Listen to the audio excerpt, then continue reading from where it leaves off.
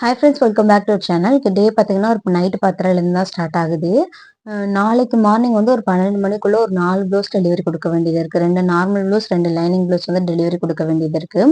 சரி, நம்ம வந்து ஃபர்ஸ்ட் நம்ம வந்து எல்லா ப்ளவுஸையும் கட் பண்ணி எடுத்து வச்சுட்டா காலைல வெள்ளனமா எந்திரிச்சு நம்ம ஸ்டிச் பண்ணுறதுக்கு நான் கரெக்டாக இருக்கும் அப்படின்னு சொல்லிட்டு நைட் எல்லாத்தையுமே கட் பண்ணிட்டேன். மார்னிங் ரொம்ப டயர்டாக தான் இருந்துச்சு. நம்ம மார்னிங் எந்திரிச்சு கட் பண்ணிக்கலாம் அப்படின்ற மாதிரி ஒரு மைண்ட் செட் இருந்தது. இருந்தாலும் இப்போ நம்ம கட் பண்ணி எடுத்து வச்சுட்டோம்னா காலைல கட் பண்ணுற வேலை வந்து மிச்சம். இப்ப அந்த கட் பண்ண டயர்டோட கூட நின்னு கால் வலியோட கூட நம்ம போய் படுத்து தூங்கிடலாம். ஆனா மார்னிங் எந்திரிச்சு கட் பண்ணி ஸ்டிச் பண்றது கொஞ்சம் கஷ்டமா தான் இருக்கும். ஏன்னா தூக்க கலக்கத்துல தப்பா விட்டுட்டனாலும் பிரச்சனை தான். அதனால சரி நைட்டே நம்ம கட் பண்ணி எடுத்து வச்சிடலாம்னு சொல்லிட்டு கட்டிங் ஸ்டார்ட் பண்ணிட்டேன். ஃபர்ஸ்ட் வந்து லைனிங் ப்ளவுஸ் தான் கட் பண்ணிட்டு இருந்தேன். ஏன்னா லைனிங் ப்ளவுஸ் கட் பண்ணா தான் கொஞ்சம் கஷ்டம். நார்மல் ப்ளவுஸ் ஒரே அளவு தான் 2 ப்ளவுஸுமே. அதனால ஒரு ப்ளவுஸ் ஃபர்ஸ்ட் கட் பண்ணிட்டோம்னா இல்லைன்னா அடுக்கடுக்கா 2 ப்ளவுஸையும் போட்டு ஒரே டைமிங்ல கூட கட் பண்ணிடலாம். அதனால ஃபர்ஸ்ட் லைனிங் ப்ளவுஸ் கட் பண்ணிடலாம் சொல்லிட்டு கட் பண்ண ஸ்டார்ட் பண்ணிட்டேன். இந்த பாடி மெஷர்மெண்ட் வந்து கிட்டத்தட்ட பார்த்தீங்கன்னா ஒரு 35 சைஸ் பாடி மெஷர்மெண்ட். ஆனால் கப் சைஸ் வந்து அவங்களுக்கு பெருசா இருக்கும். அதனால நிறைய கால்குலேட் பண்ணி நம்ம வந்து கட் பண்ற மாதிரி இருக்கும். அதனால மைனியூட்டா கட் பண்ணணும்னு சொல்லிட்டு பார்த்து பொறுமையா தான் கட் பண்ணிக்கிட்டு இருந்தேன். இந்த ப்ளவுஸ் கட் பண்ணி முடிக்கிறதுக்கு கிட்டத்தட்ட 20 நிமிஷத்துக்கு மேல ஆயிடுச்சு. ஆல்ரெடி சொன்ன மாதிரி ஒரு 35 சைஸ் பாடி மெஷர்மெண்ட்ல. ஆனால் பஸ் சைஸ் பார்த்தீங்கன்னா 40 இன்ச். அதுக்கு தகுந்த மாதிரி டாட் மெஷர்மெண்ட்லாம் நம்ம கால்குலேட் பண்ண வேண்டியது இருந்தது.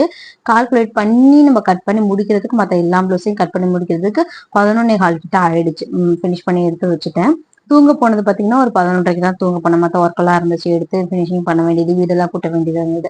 அதெல்லாம் பார்த்து முடிச்சுட்டு எல்லாத்தையும் எடுத்து வச்சு, ஏன்னா காலைல எந்திரிச்சு தைக்கும் போது நல்லா மைண்ட் வந்து ப்ளசண்டா இருக்கணும், அதுக்கு இடம் நீட்டா இருக்கணும்னு சொல்லிட்டு ஃபர்ஸ்ட் நைட் எல்லாம் கிளீன் பண்ணி எல்லாத்தையும் எடுத்து வச்சுட்டேன். அதுக்கப்புறம் பார்த்தீங்கன்னா மார்னிங் வந்து ஒரு 5 மணிக்கு தான் எந்திரிச்சேன். அதுக்கு முன்னாடி எந்திரிக்கலாம்னு சொல்லிட்டு அலாரம் வச்சிருந்தேன். அலாரம் அடிக்கல. நான் வந்து ஏஎம்க்கு வைக்கிறது பதிலாக பிஎம்க்கு வச்சுட்டேன். அப்படி மாற்றி வச்சுட்டேன் தூக்க கழகத்துல.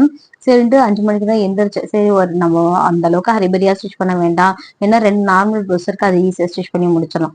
இப்ப இருக்க டைமிங்ல அந்த 5 மணி டு 6 மணி அதுல வந்து என்னால ஒரு ப்ளவுஸ் ஸ்டிச் பண்ணி முடிச்சிட முடியும். அதுக்கப்புறம் பாத்துட்டீங்கன்னா மிச்சம் இருக்க எக்ஸ்ட்ரா கொஞ்சம் வீட்டு ஒர்க் இதா கொஞ்சம் கொஞ்சமா பார்த்துட்டு மற்ற ப்ளவுஸையும் ஸ்டிச் பண்ணி வச்சிடலாம் அப்படின்ற ஒரு ஐடியால தான் இருந்தேன். அதனால அவ்வளோ ஹரிபரியாலாம் ஒர்க் பண்ணல.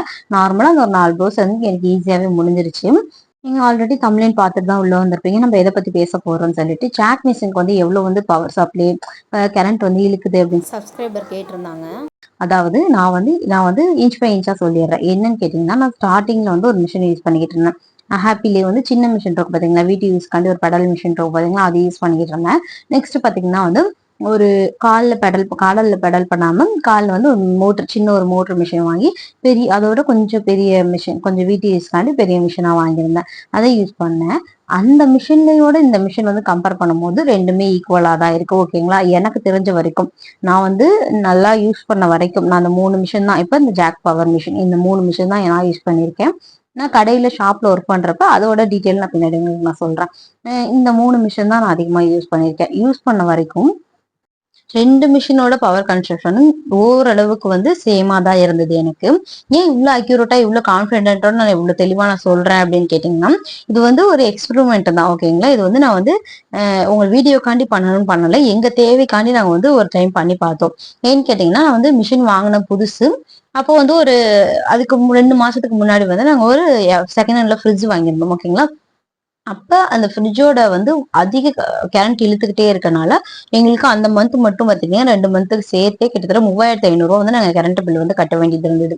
நார்மலா 500 600 கட்டிட்டு இருக்கோம். 3500 கட்டுறது ரொம்ப பெருசா தெரிஞ்சுச்சு எங்களுக்கு. அது இல்லாம எதுக்கு இவ்வளவு வந்திருக்குன்னு எங்களுக்குள்ளே டவுட் ஆயிட்டோம். என் ஹஸ்பண்ட் எலக்ட்ரிஷியன் தான். அதனால வந்து ஒரு டவுட்டுக்கு என்ன பண்ணிட்டாரு, பக்கத்து வீட்டுல இருக்க அங்க வந்து நார்மலா ஒரே ஒரு ஃபேன், ஒரு லைட், அங்கே எலக்ட்ரிசிட்டி எந்த போர்டு இருக்கு, இபி போர்டு இருக்கு, அந்த போர்டுல வந்து நார்மலா அந்த சுவிட்சில் வச்சு கனெக்ஷன் பண்ணி நாங்க ஸ்ட்ரெயிட்டா வந்து அந்த ஃப்ரிட்ஜுக்கு தனியா வீட்டுல இருக்க மிஷின்களுக்கு தனித்தனியா நாங்க வந்து செக் பண்ணி பார்த்தோம். எவ்வளவு வந்து கரண்ட் இழுக்குது, எதனால அதிகம் இழுக்குதுன்னு சொல்லிட்டு எங்களுக்கு தேவைக்காண்டி நாங்க வந்து செக் பண்ணி பார்த்தப்போ எங்களுக்கு வந்து மிஷினுக்கு வந்து 40க்கு 2 மிஷினுமே யூஸ் பண்ணிக்கிட்டு இருந்தேன். ஓரளவுக்கு ஒரு நாள் இந்த மிஷின்ல அதிகமான யூஸ் பண்ணி பார்த்தா அதே சேம் அளவு தான். கம்மி நேரம் கூடவும் இல்லை, கம்மியும் இல்லை. நார்மலா ஒரு அளவு நான் எவ்வளவு மீடியமோ ஒரு நாளைக்கு ஒரு 5 மணி நேரத்துல இருந்து ஒரு 6 மணி நேரம் வந்து மிஷின்ல உட்காந்துருப்பேன். அதே டைமிங்ல 2 மிஷினை ஸ்டிச் பண்ணி பார்த்தேன். 2 மிஷின்லயும் மேக்சிமம் வந்து ஒரு 1 to 3 யூனிட் தான் வந்து பவர் கன்சப்ஷனே இருந்தது. அதுக்கு மேல இல்ல. ஆனா ஃப்ரிட்ஜுக்கு மட்டும் பாத்தீங்கன்னா அதிக அளவு இருந்தது. அதுக்கப்புறம் பார்த்தோம், ஃப்ரிட்ஜையும் மாத்தி பார்த்தோம். ஃப்ரிட்ஜ் மாத்தினதுக்கு அப்புறம் நான் அதே மாதிரி சில டைம் வந்துகிட்டே இருந்தது. அதனால ஒரு இதை ஏபிஏ நாங்க மாத்திட்டோம். இது இவி பாக்ஸே சுத்தமா மாத்திட்டு புது பாக்ஸ் வாங்கி வச்சுட்டோம். அப்படிதான் நான் வந்து இதை செக் பண்ணி பார்த்தேன். அப்போ எனக்கு ஓரளவுக்கு எனக்கு தெரிஞ்சது என்னன்னு கேட்டீங்கன்னா, இப்ப நார்மலா ஒரு ரூ. 500ல இருந்து ரூ. 600 தான் நாங்க ஈபி பில்லே கட்டுறோம். இப்ப எனக்கு வந்து தெளிவா அதுல என்ன புரிஞ்சுச்சு அப்படின்னா வந்து, நம்ம மிஷின் வந்து அந்த அளவுக்கு நம்மளுக்கு வந்து கரண்ட் வந்து சப்ளை இழுக்கல அப்படின்னு தெளிவா புரிஞ்சுச்சு. ஏன் இவ்வளவு டீட்டெயிலா வந்து ஒரு சப்ஸ்கிரைபர் கேட்டிருக்காங்க அப்படின்னா வந்து, நானுமே ஸ்டார்டிங் டைம்ல வந்து வாங்குறேன் இப்பதான் நான் ஒரு பவர் மிஷின் நார்மல் மிஷின்ல இருந்து பவர் மிஷின் மாறுறேன் அப்படின்றப்ப வந்து பல யோசனைகள் இருந்தது எனக்கும். ஏன்னு கேட்டீங்கன்னா, கரண்ட் எவ்வளவு ஆகும், எவ்வளவு இழுக்கும். ஏன்னா சாமானிய மக்கள் நம்மள மாதிரி வீட்ல இருந்து ஒருத்தவங்க ஸ்டிச் பண்றோம், ஒரு தேவைக்காண்டி ஒருத்தவங்க நம்ம ஒரு தொழில் ஆரம்பிக்கிறோம் அப்படின்றப்ப நம்மளால அவ்வளவு அஃபோர்ட்டா நம்ம செலவு பண்ணவும் முடியாது. நம்மளுக்கு வர ஆர்டர் வந்து அதுல வந்து மார்ஜின் வச்சு விற்கவும் முடியாது. இப்ப ஷாப்னா இப்ப நான் வேலை பார்த்த ஷாப்லயே நான் உங்களுக்கு எக்ஸாம்பிள் சொல்றேன். நான் இப்ப நம்ம ஷாப்ல வேலை ஒரு பிளவுஸ் வைக்கிறாங்க, அப்படி ஒரு பிளவுஸ் தச்சு விக்கிறாங்க, நார்மலா வெட்டி கஸ்டமர் கொண்டு வந்து தைக்கிறாங்கன்னு வச்சுக்கோங்களேன். அதுக்கு எப்படி சார்ஜ் பண்ணுவாங்க அப்படின்னா வந்து, அளவு எடுக்கிறவங்களுக்கு ஒரு சார்ஜ், கட்டிங் மாஸ்டருக்கு, ஸ்டிச் பண்றவங்களுக்கு, அயன் பண்றவங்களுக்கு, அந்த பவர் சப்ளைக்கு எவ்வளோ அந்த மார்ஜின் பண்ணி ஒரு ரேட் வந்து ஃபிக்ஸ் பண்ணுவாங்க. நம்ம அப்படி ஃபிக்ஸ் பண்ண முடியாது. ஓகேங்களா? நம்ம வந்து ஒரு ரூ. 80 நார்மல் ப்ளவுஸ்க்கு ரூ. 80 லைனிங் ப்ளவுஸ் அந்த மாதிரி தான் நம்ம வந்து மார்ஜின் பண்ணி விற்க முடியும். நம்ம தச்சும் கொடுக்க முடியும். அதனால நம்மளுக்கு நிறைய தேவைகள் நம்ம நிறைய யோசிச்சு தான் வந்து ஒரு புதிய மிஷின் வாங்கணும். அது இல்லாம வந்து வீட்ல இருந்து ஸ்டிச் பண்றதுனால, வீட்ல இருந்து தைக்கிறனால வீட்ல அதிக பொருள் யூஸ் பண்ணுவோம். வீட்ல ஃப்ரிட்ஜ் ஆகட்டும், டிவி, நிறைய வாஷிங் மிஷின், என்ன நம்ம பொருள் யூஸ் பண்ணாலும், ஏசில இருந்து எல்லாமே நம்ம யூஸ் பண்ணாலும் அதுக்கும் அதிக கரண்ட் இழுக்கும். அப்ப நம்ம இதுமே வந்து நம்ம தைக்கும் போது அதிக கரண்ட் இழுக்குமோன்னு கண்டிப்பா யாரா இருந்தாலும் ஒரு டவுட் இருக்கும். அது மாதிரிதான் நானும் யோசிச்சு நான் வந்து வாங்கினது. ஓகேங்களா? இந்த ஜாக் மிஷின் வாங்கினேன். அப்ப அந்த யோசனை இருந்துச்சு. அப்புறம் காலப்போக்குல வந்து எனக்கு அது மாறிக்குச்சு. நார்மலா தான் நம்மளுக்கு வந்து வருது அப்படின்னு. இதே மாதிரி எல்லாருக்கும் இருக்குமான்னு கேட்டீங்கன்னா கிடையாது. வீட்ல இருந்து ஸ்டிச் பண்றோம், கடையில ஸ்டிச் பண்றீங்கன்னா வந்து அது வந்து வேற.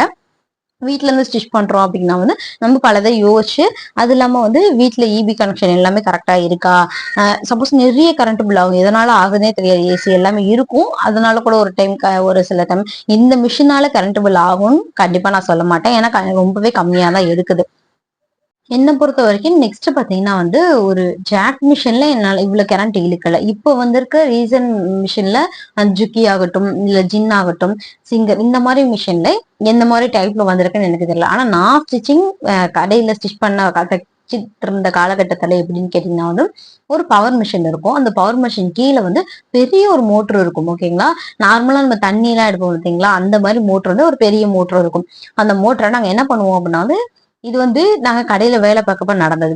அது நாங்க ஸ்டிச் பண்ணிட்டு இருக்கோம் அப்படின்னா வந்து, இப்ப நாங்க கட்டிங் பண்ணி எல்லாத்தையுமே லைனிங் ப்ளவுஸ் எல்லாத்தையுமே ஒட்டிட்டு கட் பண்றோம் அப்படின்னா வந்து மிஷின் வந்து ஆன்ல இருக்கக்கூடாது, ஆஃப்ல தான் இருக்கணும் அப்படின்னு சொல்லிட்டு சொல்லுவாங்க, கடையில சொல்லுவாங்க. சொல்லிட்டு அப்புறம் கொஞ்ச நாள் கழிச்சு ஒரு உண்மை தெரிஞ்சது. என்னன்னு கேட்டீங்கன்னா, நம்ம ஆஃப் பண்ணிட்டு திருப்பி ஆன் பண்றோம் பாத்தீங்களா, அந்த ஆன் ஓடிட்டே இருக்க வரைக்கும், அந்த மிஷின் வந்து ஆன்ல இருக்கிற வரைக்கும், நம்ம யூஸ் பண்ற வரைக்கும் அதோட பவர் கன்சப்ஷன் நார்மலா அந்த மிஷினுக்கு எவ்வளவு தன்மை இருக்குமோ அந்த அளவுக்கு தான் இருக்கும். அதை ஒன்ஸ் சுவிட்ச் ஆஃப் பண்ணிட்டு ஆன் பண்றப்ப டபுள் ஆஃப் தான் வந்து நம்ம கரண்ட் சப்ளை இழுக்கும். ஏன்னா அந்த மோட்டர் ஆன் ஆகுறதுக்கு திருப்பி நம்மளுக்கு வந்து டபுள் ஆஃப் த கரண்ட் வந்து இழுக்குமா. அது வந்து ரொம்ப நாள் கழிச்சுக்கு அப்புறம் தான் தெரிஞ்சுச்சு. அதுக்கப்புறம் அவங்க ஒரு ஓனரே சொல்லிட்டாரு, இல்லம்மா ஆன் பண்ணியே வந்து கட் பண்ணிக்கோங்க, ஸ்டிச் பண்ணிக்கோங்க, அதனால எந்த பிரச்சனையும் இல்லை, நான் இவ்வளவு நாள் வந்து நான் இப்படி ஒரு புரிதலோட இருந்தேன் அப்படின்னு சொல்லி அவங்களே சொல்லிட்டாங்க.